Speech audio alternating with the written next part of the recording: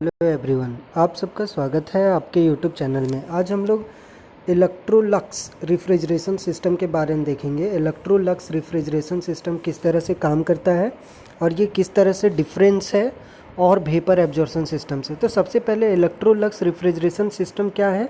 Vapour absorption system का ही एक दूसरा पार्ट है, एक दूसरा तरीका है जिसमें हम लोग रेफ्रिजरेशन करते हैं। इसका यूज़ हम लोग डोमेस्टिक पर्पस के लिए करते हैं, इसीलिए इसका नाम हम लोग डोमेस्टिक रेफ्रिजरेशन भी बोलते हैं या फिर डोमेस्टिक रेफ्रिजरेटर बोलते हैं, ठीक है।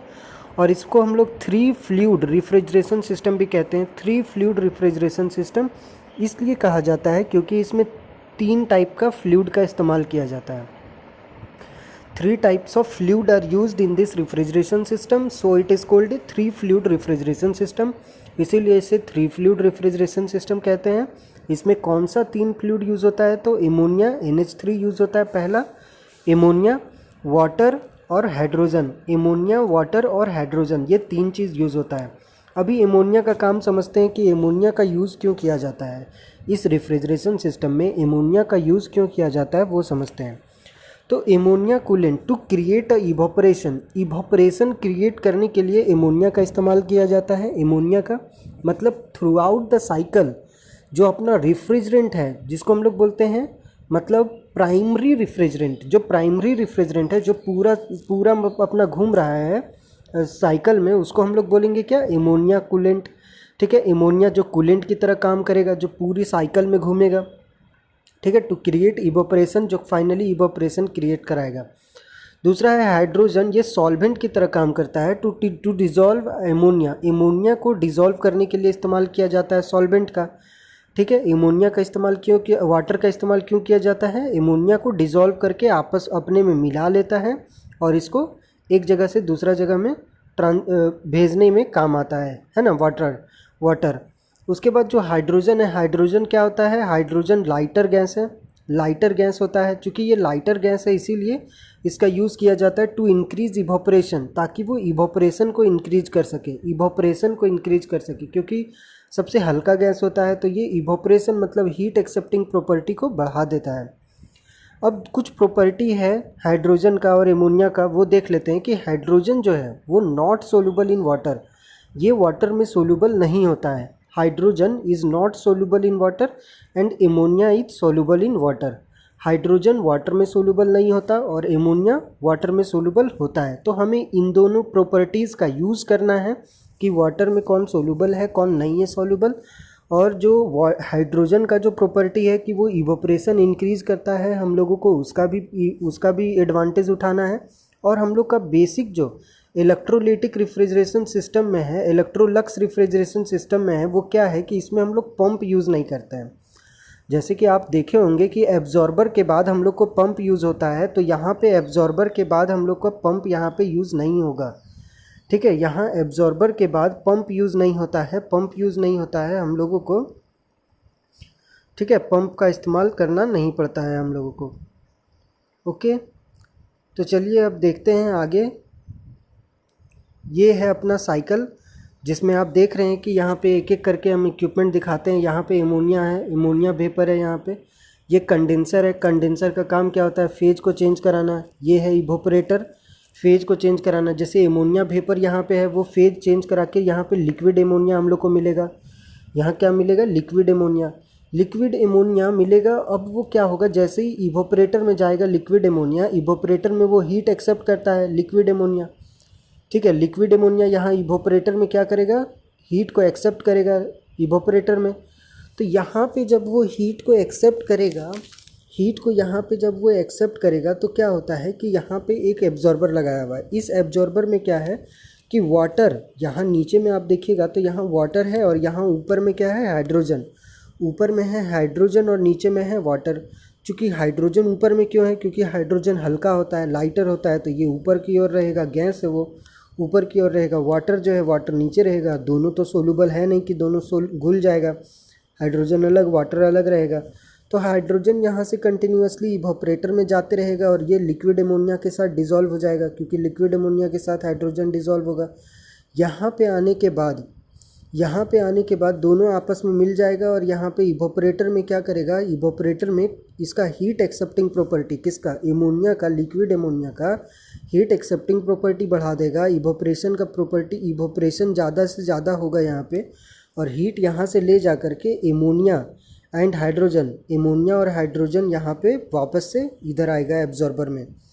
जैसे ही वो एब्जॉर्बर में आया, यहाँ पे वाटर सॉल्यूशन है तो वाटर में घुल जाएगा कौन, एमोनिया, और हाइड्रोजन चूँकि वाटर में घुलेगा नहीं तो हाइड्रोजन ऊपर चला गया, हाइड्रोजन वापस से ऊपर चला जाएगा और ये हाइड्रोजन साइकिल चलता रहेगा, ये हाइड्रोजन साइकिल चलता रहेगा। और जो बच गया यहाँ पे कौन, एमोनिया और वाटर, एमोनिया और वाटर वो इधर चला जाएगा, इधर चला जाएगा, एमोनिया और वाटर का स्ट्रॉन्ग सॉल्यूशन इधर आ जाएगा, और वो एमोनिया और वाटर का स्ट्रॉन्ग सॉल्यूशन इधर आ जाएगा और वो उसको हम लोग कहाँ भेजेंगे, जनरेटर में। जब वो जनरेटर में जाएगा तो जनरेटर में वहाँ हीट मिलेगा हम लोग को।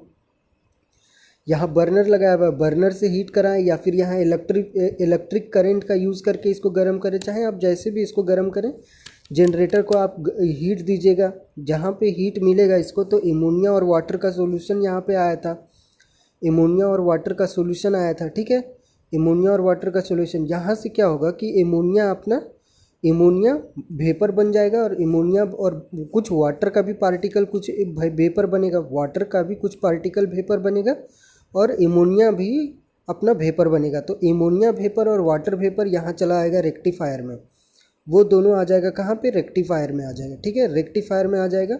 और जो बच गया अपना, जो बच गया वाटर, जो बच गया यहाँ पे वाटर और कुछ एमोनिया का पार्टिकल भी, लिक्विड में एमोनिया पार्टिकल भी बचेगा, मतलब वीक सॉल्यूशन हो जाएगा।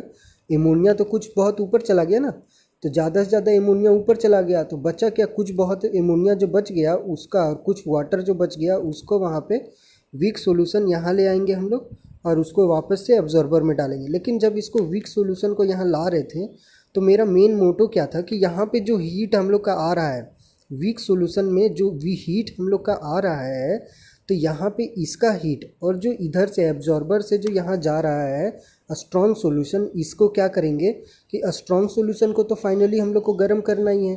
तो अगर हम लोग को जो यहाँ वीक सॉल्यूशन आ रहा था, अगर इसका हीट को हम लोग यूज़ कर लें तो बहुत अच्छा होगा। तो इसका हीट को, जो वीक सॉल्यूशन आ रहा है उसका हीट को यूज़ करने के लिए हम लोग यहाँ हीट एक्सचेंजर लगा देते हैं, ताकि यहाँ से जो स्ट्रॉन्ग सॉल्यूशन जा रहा है वो क्या करे कि यहाँ से वीक सॉल्यूशन का कुछ हीट को ले ले, वीक सॉल्यूशन का कुछ हीट को ये ले लेगा स्ट्रॉन्ग सॉल्यूशन, और ये गर्म हो जाएगा। स्ट्रॉन्ग सॉल्यूशन ज़्यादा जल्दी यहाँ कुछ हीट ले लेगा तो यहाँ पे हम लोग को कम हीट अप्लाई करना पड़ेगा। तो ये क्या करेगा कि वीक सॉल्यूशन यहाँ से कुछ हीट इसको दे देगा और ये इसका हीट को, वीक सॉल्यूशन का हीट को ले लेगा स्ट्रॉन्ग सॉल्यूशन और यहाँ से चला आएगा यहाँ पे, और वो आ जाएगा जनरेटर में, वो आ जाएगा जनरेटर में। अब चूँकि ये वीक सॉल्यूशन का हीट ले चुका है हीट एक्सचेंजर से, तो यहाँ पे हम लोग को कम हीट अप्लाई करना पड़ेगा, और कम हीट अप्लाई करेंगे और यहाँ से फिर वो एमोनिया को और कुछ वाटर वेपर भी यहाँ पे मिल जाएगा रेक्टिफायर में, और जो इधर चला गया था। अब रेक्टिफायर का काम क्या है, रेक्टिफायर का काम है कि अगर हम लोग के पास वाटर वेपर और लिक्विड एमोनिया दोनों आएगा तो ये रेक्टिफायर रेक्टिफाई करेगा, वाटर वेपर को अलग कर देगा और एमोनिया को अलग कर देगा। तो ये वाटर वेपर को अपने पास रख के रख लेगा और एमोनिया को आगे भेज देगा, और वो कंडेंसर में आ जाएगा ठंडा होने के लिए, कंडेंसर में आ जाएगा, ठीक है। तो बच गया जो हम लोग के यहाँ पर रेक्टिफायर में जो वाटर वेपर जो बच गया, उस वाटर वेपर को हम लोग क्या करेंगे, तो वो वाटर वेपर के लिए हम लोग के पास एक रास्ता यहाँ से प्रोवाइड कराएंगे, जो यहाँ से इसको हम लोग वापस से कहाँ भेज देंगे, यहाँ पे जनरेटर में, उसको वापस से हम लोग जनरेटर में भेज देंगे, ठीक है, वापस से हम लोग जनरेटर में भेज देंगे। तो यही अपना फंक्शन है।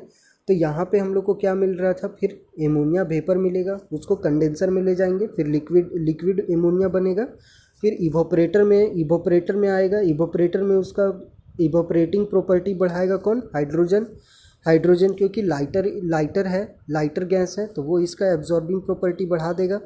फिर एमोनिया और हाइड्रोजन का सॉल्यूशन आएगा कहाँ पे, एब्जॉर्बर में, एब्जॉर्बर में हाइड्रोजन ऊपर चला जाएगा और यहाँ पे वाटर रहेगा, वाटर बचा हुआ रहेगा और एमोनिया का सॉल्यूशन रहेगा। फिर वो इधर से नीचे से होते हुए हीट एक्सचेंजर से पार होगा, हीट एक्सचेंजर से इसलिए पार होगा, ये स्ट्रॉन्ग सॉल्यूशन होगा, तो ये वीक सॉल्यूशन का हीट को ले लेगा और ये स्ट्रॉन्ग सॉल्यूशन आ जाएगा कहाँ पे, अपना जनरेटर में। और जनरेटर में यहाँ से हम लोग का वापस क्या ऊपर क्या चलता है, ऊपर क्या जाता है, यहाँ पे एमोनिया और वाटर दोनों का वेपर जाएगा NH3 दोनों का जाएगा।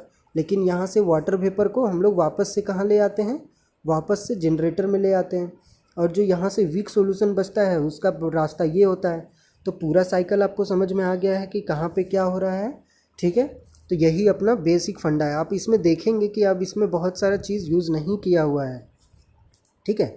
जैसे Electrolux refrigerator is a type of vapour absorption system which does not required a pump. इसमें हम लोग पंप का इस्तेमाल नहीं किए हैं, ठीक है। इलेक्ट्रोलक्स रेफ्रिजरेटर एक टाइप है वेपर एब्जॉर्प्शन सिस्टम का which does not required a pump. इसमें पंप का इस्तेमाल नहीं रहेगा। So it reduces the amount of power input. इसीलिए हम लोग को जो काम करना पड़ रहा है, जो पावर इनपुट है वो हम लोग को कम देना पड़ेगा to the system, thereby efficiency is improve. चूँकि काम कम करना पड़ रहा है तो इफिशियंसी इंक्रीज होगा। The flow of working fluid take place by the action of gravity itself.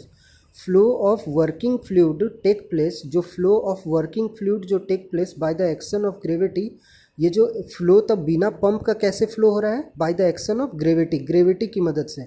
अगर आप यहाँ देखिएगा तो यहाँ पे अगर आप देखिएगा तो एब्जॉर्बर को हाइट में रखा गया है, हाइट में रखा गया है इसलिए ताकि यहाँ से जो मेरा ये एमोनिया और वाटर का सॉल्यूशन है उसको एक ग्रेविटी मिले और वो हाई स्पीड के साथ जा कर के एब्जॉर्बर में चला जाए, सॉरी यहाँ हाई स्पीड के साथ जनरेटर में चला जाए।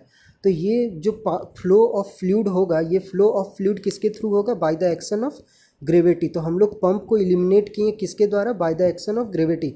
ग्रेविटी की मदद से हम लोग इसको रिप्लेस कर पाएँ पंप को। Beside this hydrogen gas is use to, और इसके अलावा जो हाइड्रोजन गैस है उसका इस्तेमाल करते हैं to improve the performance of evaporator.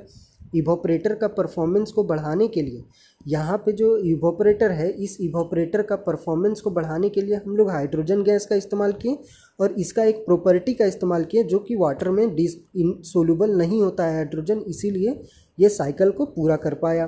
तो हम लोग का यही मेन इलेक्ट्रोलाइटिक रेफ्रिजरेशन सिस्टम है। होप आपको समझ आया हो।